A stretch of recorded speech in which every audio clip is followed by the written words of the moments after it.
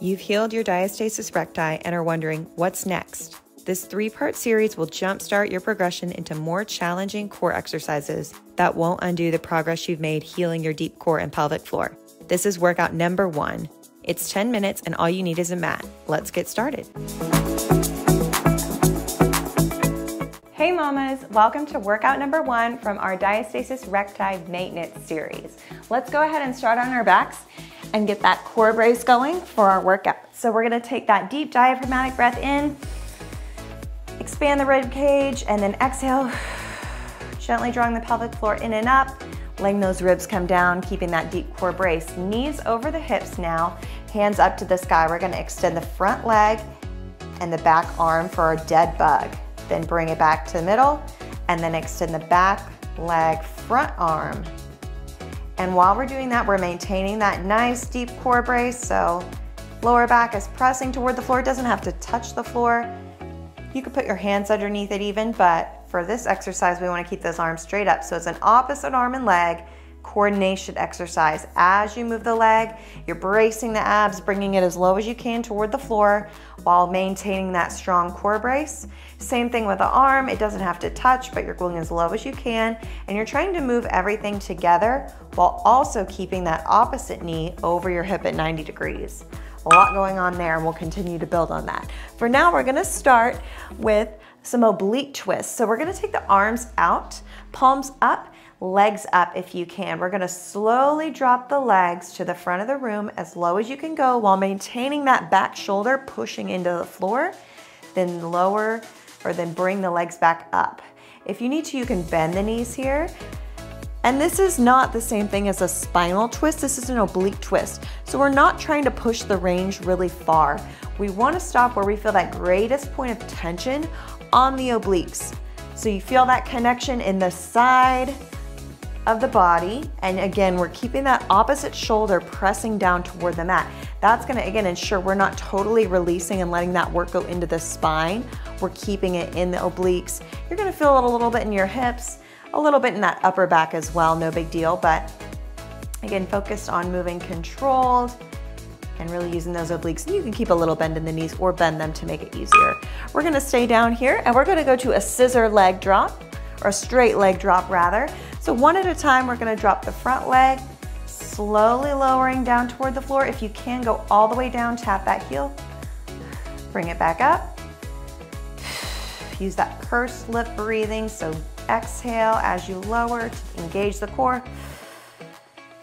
Inhale on the way up.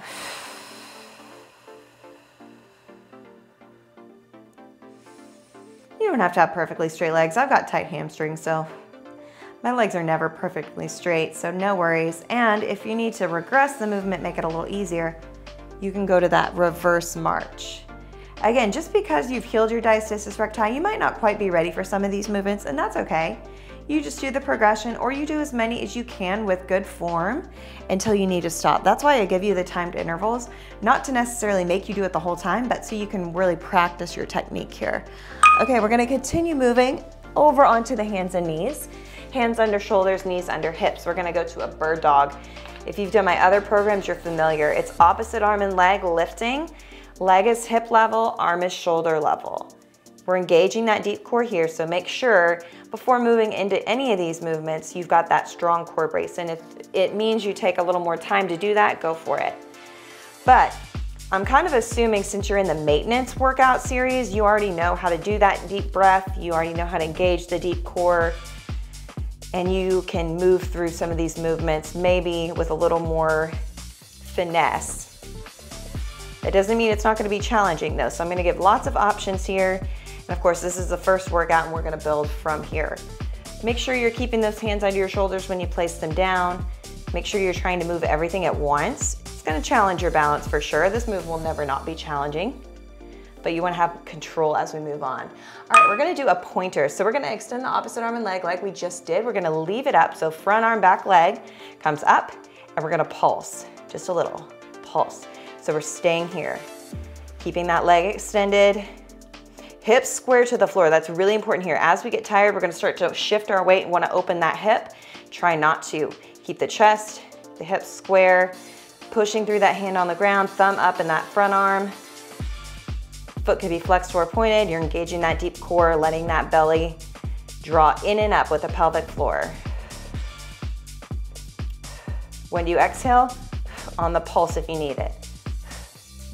You can maintain that core brace the whole time. If you need to, you can drop down, reset it. If you find you're losing that core brace, again, do what works for you. We give you a long time. I give you a long time, a longer interval. So again, you have opportunity for breaks when you need them. Rest. Shift back onto your hips for just a second. We're gonna go repeat that same thing, other side. Come forward, opposite leg and arm. So front leg, back arm now, little pulse. Exhale on that pulse. And you can see it's a really small movement. I don't want you to drop the leg a whole lot. I want you to try to keep it at the top of that range, so hip level. The leg is really doing a lot of the work here, but adding that arm creates another balance challenge. If you need more support, put the back arm down, just do the leg. I'd rather you just do the leg than just the arm. So if you need to, put that hand down, and that's gonna provide a lot more stability here. And again, I'd rather you regress the movement, take it down a notch, than try to make it and lose that technique. Again, we want to focus on that deep core engagement, feeling really wrapped in the core, and rest. All right, we're going to keep it moving to a side forearm plank hip dip. We've done this one a lot in my DR program. So you can keep the knees on the ground, you can extend one leg, or you can extend both legs. Lift up into that side plank, wrap the core, engage the obliques. We're gonna drop the hip down, up, not quite touching the floor. If you need to, you can come all the way down, but I'm gonna challenge you to stay up, full range, and then drop it a few inches. So it's a little bigger movement than that pulse we just did. It's a couple inches. So we wanna challenge those obliques. So little drop and then push. Think about lifting through the underside of your waist and really using those obliques. Where do you breathe out? On the lift. Right here, engage that core.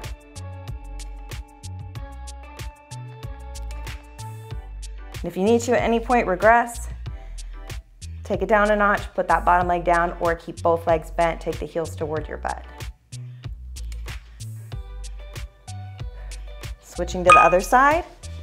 With this one, even in the regression though, you could see I was not dropping my waistline. I want you to pick up that waistline, zip up the core. Even if you're here, your waistline is still lifted. It's just a matter of how much pressure are you putting on that core.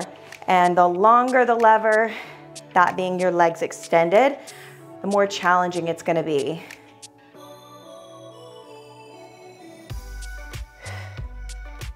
Really great for connecting to your whole core canister because you're using those hips, you're using the shoulders. One of my favorite movements for DR.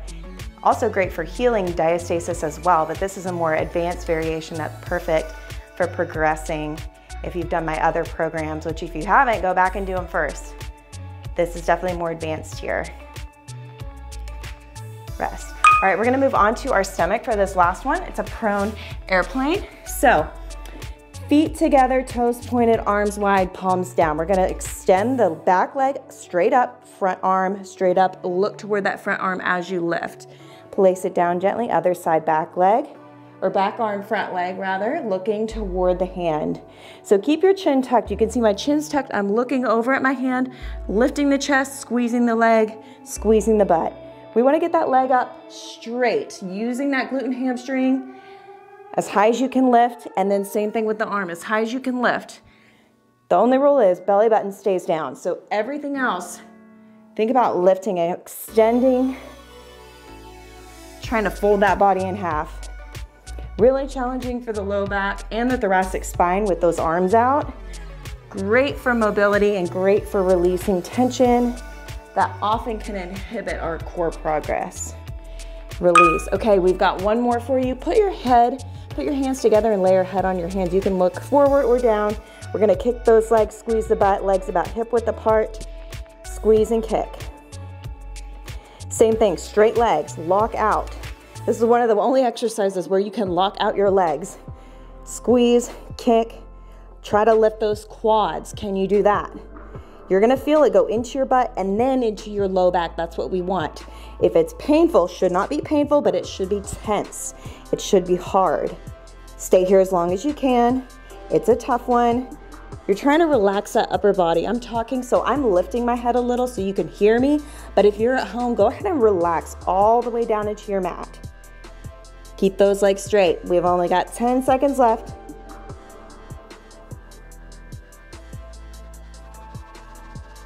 3, 2, 1. Ooh, I think that's the hardest one, but we saved it for last. That's it. That was workout number 1 in our Diastasis Recti maintenance series. So keep moving through this with me. We've got 2 more workouts. I'd suggest doing this one for maybe a week or 2, seeing how you feel moving forward. We are gonna progress as we move through this phase. And again, if you're still working on healing your DR, be sure to check out my postpartum ab program, my Diastasis Recti repair plan, and then my Lose Your Mommy Pooch plan. Those are gonna help you heal up your Diastasis Recti gap until you're at a manageable place. Then you can come here for more of those maintenance and advanced exercises. So hope you enjoyed this one. Let me know what you thought in the comments, and I will see you next week for workout number 2.